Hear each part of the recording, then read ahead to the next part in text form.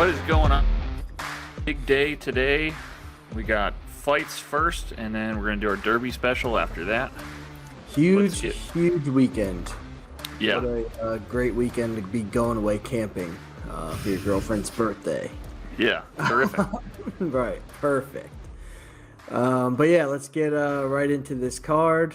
UFC Vegas 25 starts out with Luke Sanders versus Felipe Colares. This is two fighters coming off losses. Luke Sanders is somebody that it seems like they would be better than they actually are. He's 4-2 in his last 6 fights, with wins over only Henan Barao, who's a shell of his former self. Yeah. He lost by sub in his last fight, but Luke Sanders, he really is better than his record shows. I think he's a little reckless in there. He might not have the best fight IQ, but he's a dangerous fighter. Coming in against Felipe Colares, who last lost to Montel Jackson, which that's not a bad loss. He went to decision with him, was able to get a takedown, and looked pretty good in that fight. Felipe Colares looks like he's in great shape. And for a card that I don't really like many dogs, I think I like Felipe Colares here. It really should be a stay-away fight, but I don't like many dogs here. So, I was looking at the lines earlier, and there are maybe 2 or 3 people who are favored at less than minus 200. Yeah. So this might be a pretty chalky card for us, but that's all right. Wins are wins. Could still parlay them. And that's what I was thinking. I got a couple good parlays on deck. Yep. Next one, I may butcher this name, but it's Andreas Michailidis versus KB. Oh, Andreas Michailidis. Yeah, we were talking about him when he fought Modestas Bukauskas on an earlier episode. We were, and that was a weird fight. Lost by the guy opening the door on him, and he fell out of the cage. Yeah, he fell right out, and they were like, "He's done. He's done. Yeah, he's dead. Call it." Plus, they were, not to mention they were elbows to the back of the head, but okay. He's got that flat head though, so right. So they land flush. He's coming in against KB Bueller, who got knocked out by a jab by Tom Breeze. I mean, Tom Breeze is very good, but you never want to see a guy get knocked out from a jab. No. KB Bueller, besides the fight with Tom Breeze, he's like impossible to find tape on. I couldn't find much on him. Usually I have more success. But what I saw from Michailidis, I liked a lot, and I think he's going to get the finish here against No Chin Bueller. Yeah, and Michailidis is dropping down a weight class for this one. He fought Bukauskas at 205. He's now fighting at 185. And so he should come in. He should be pretty big for this weight class. Hopefully, that's a good thing for him. Yeah. That just means monitor the weigh-ins, because if he looks like he's dead on the scales, right? If he looks like his kidneys are failing, then we might have to change our pick. Swap over. But next fight is actually a pretty exciting one.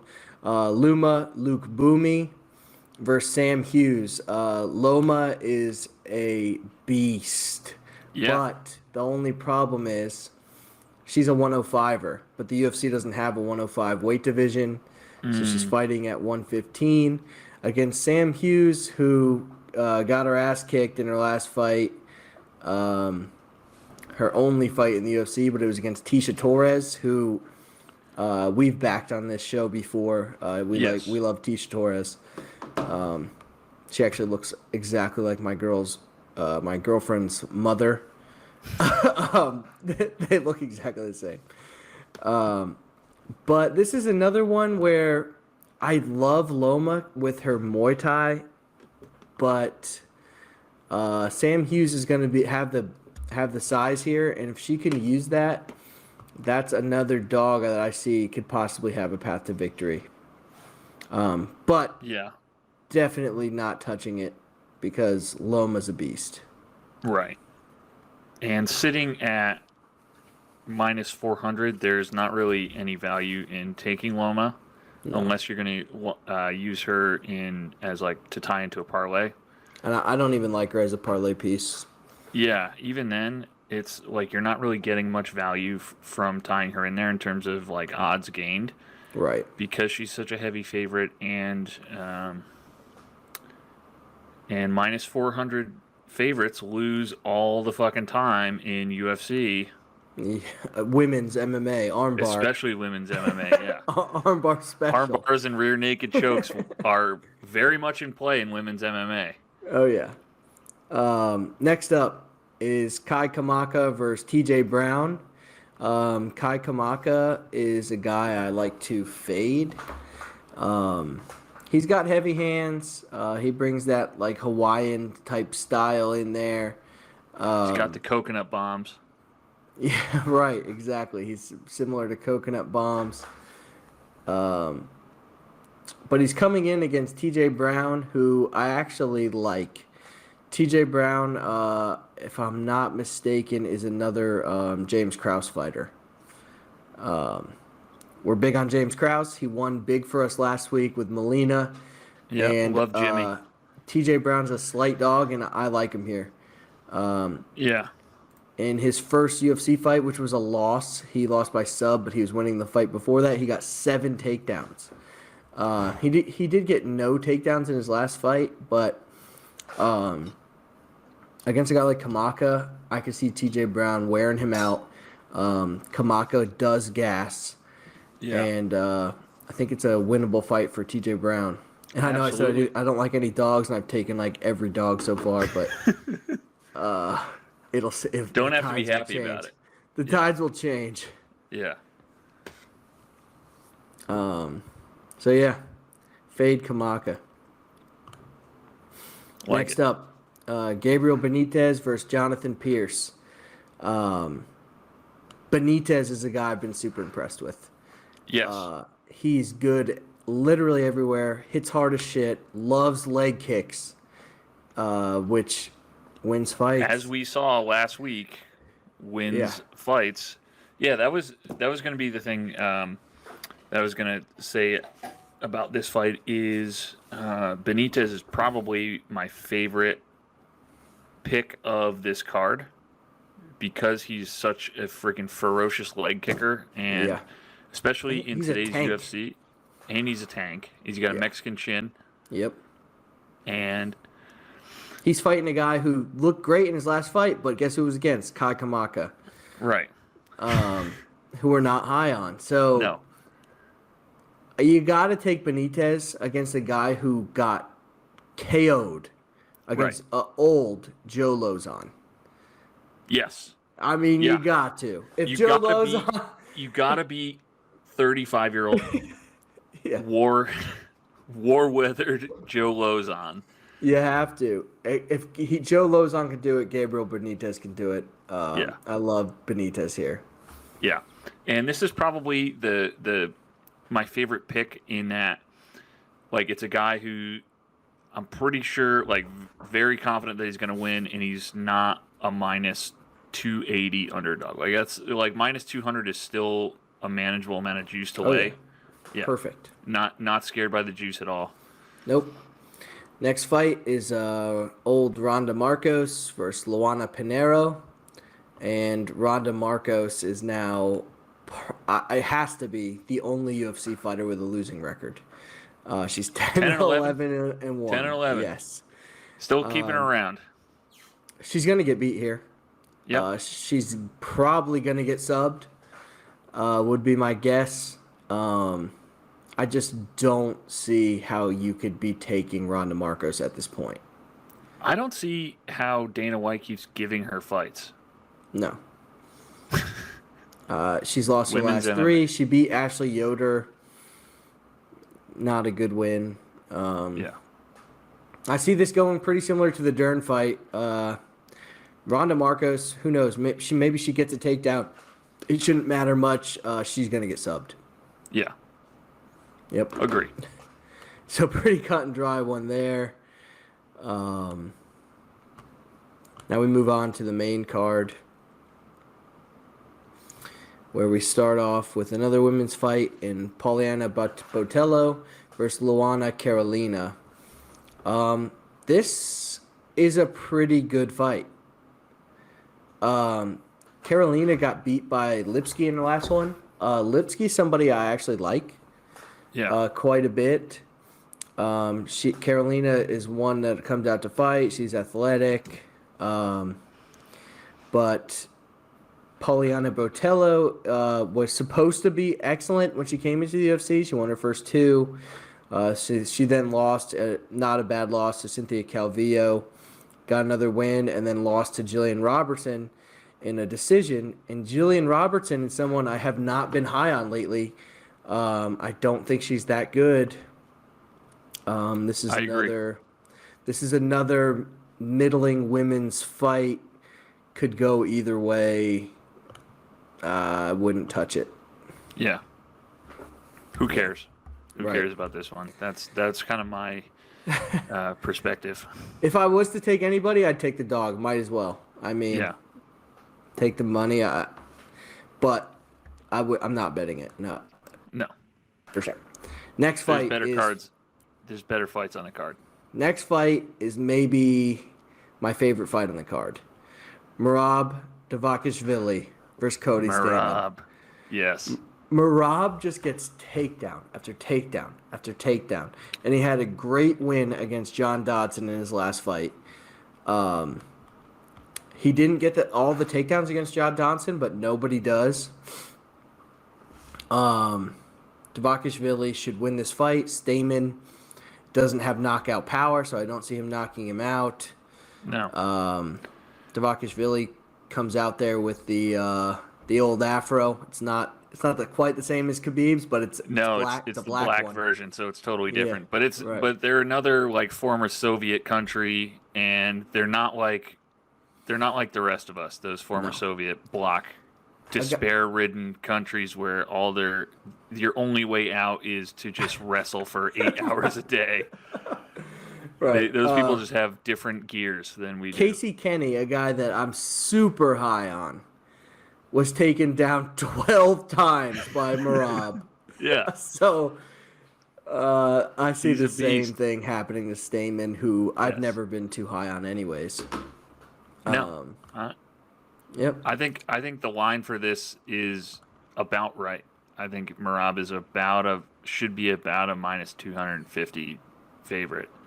Yeah, maybe more. I love him at that price. I love putting him with matching him up with Gabriel Benitez. Yes, and I could see this getting bought up to like minus 275 to almost 300 at for sure. By Saturday night. For sure. Next fight is Sean Strickland versus Krzysztof Jotko. Sean Strickland has looked excellent. Yes. He got in a motorcycle accident a few years ago, so that was like the question mark with him. He came back and has beat Taleb. He's beat Jack Marshman, and he just knocked the shit out of Brendan Allen, who I'm high on. Yep. He's crisp. He does everything right. His losses, he lost a freak loss to Zaleski dos Santos, got caught. And then losses before that are to Ponzinibbio, who's top 5, and Kamaru Usman, who's the GOAT. Yes. Sean Strickland is going to knock out Krzysztof Jotko, who I am not high on. Yeah. He and Frank Mir are the only two people I know who have looked better after serious motorcycle accidents. Right. Seems to be a nice reset. Yes. Take some time off, let everything heal up. Jotko is on a 3-fight win streak, but 2 of them, Andre Amedovski, who's not in the UFC anymore, I believe. Andre Burial sucks. And Eric, what's his name? Anders. Yeah. The college football player. Former college football player. No. Yeah, sucks. Yep. He's just in the UFC because he played college football. Yeah. And he got knocked out. Krzysztof Jotko got knocked out by Brad Tavares. Brad Tavares doesn't knock anybody out. Sean Strickland is knocking this dude out. Yeah. For sure. Yeah. This next fight is an exciting one. Ian Cutelaba versus Dustin Jacoby. Cutelaba is a wild man. He's from Moldova. Another Soviet country. And he just comes to fight. He got knocked out twice against maybe the best guy at 205 in Ankalaev. I mean, losing to Ankalaev that's not a bad loss. His last 2 losses are both to Ankalaev. He beat Khalil Roundtree very impressively. He got subbed out by Glover Teixeira, who's fighting for the title. Yeah.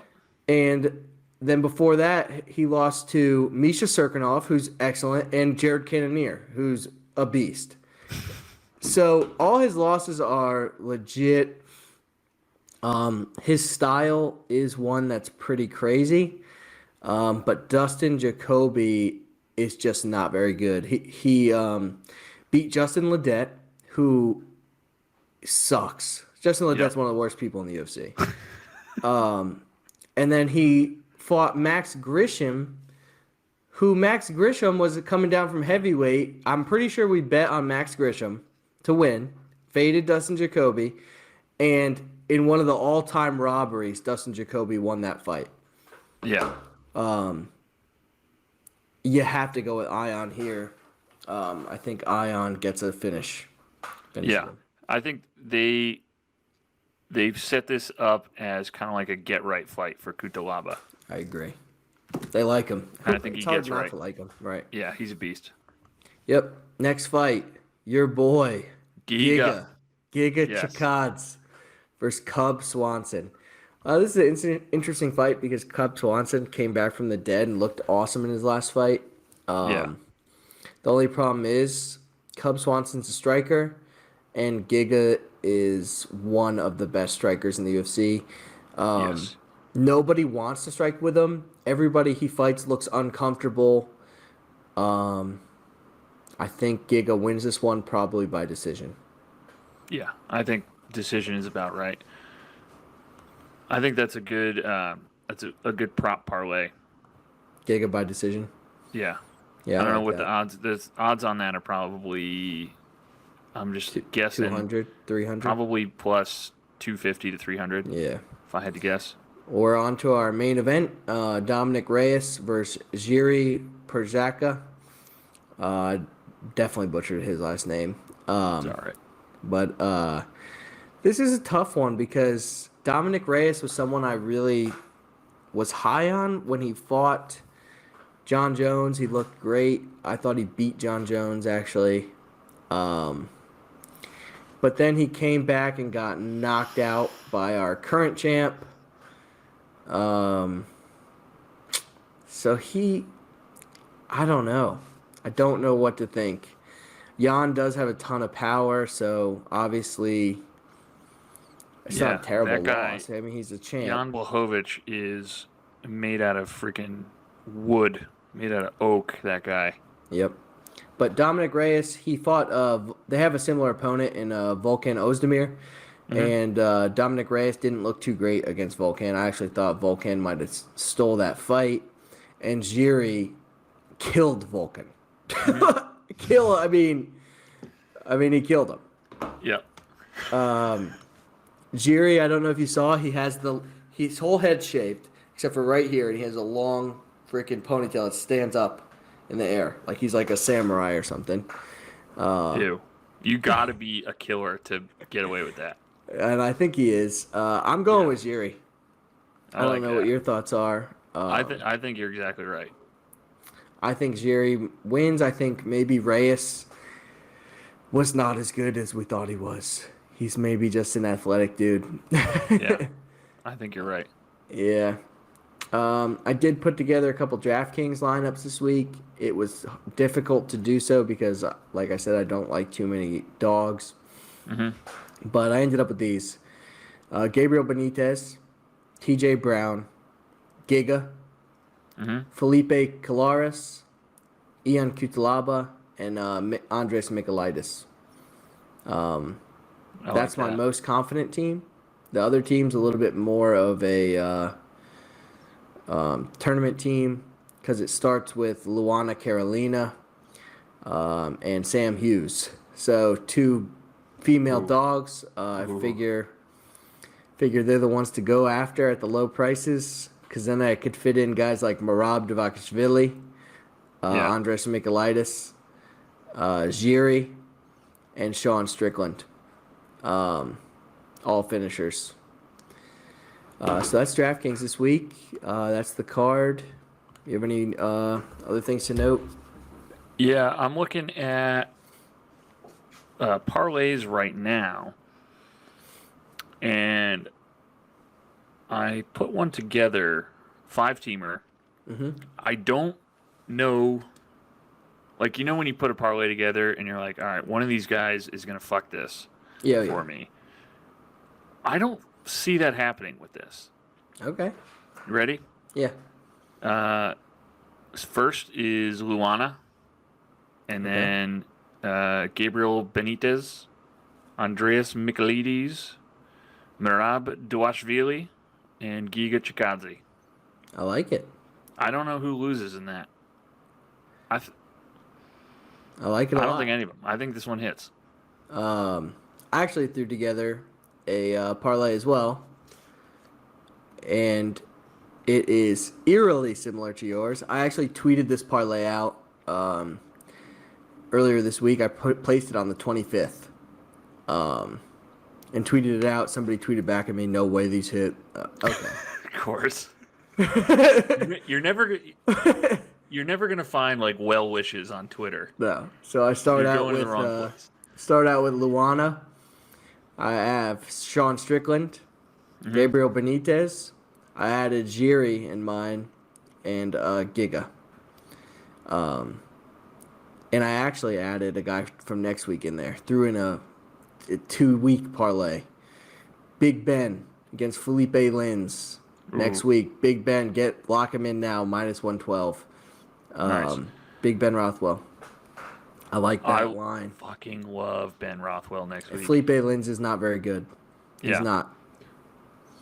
Same as this Kutalaba fight. I think it's a get right fight for Rothwell. I think they want him to win. Agreed. Yeah. All right. Here, let me see what happens if I add Sean Strickland into this. Oh yeah, gotta add Sean. Plus 917. Add it. I mean, he's not losing. No. All right, 20. So this is. I'm confident enough with this to put this towards our 10K challenge. Let's do it. So I have $55 out on Cam Davis right now. Okay. For the golf. Mm-hmm. And he is currently sitting as the top Australian. I think it might be a little bit more of a sweat this week because Cameron Percy is still. He's playing well. He's sitting at even par right now, last I checked. So we might have to sweat it out. I still don't see how this loses.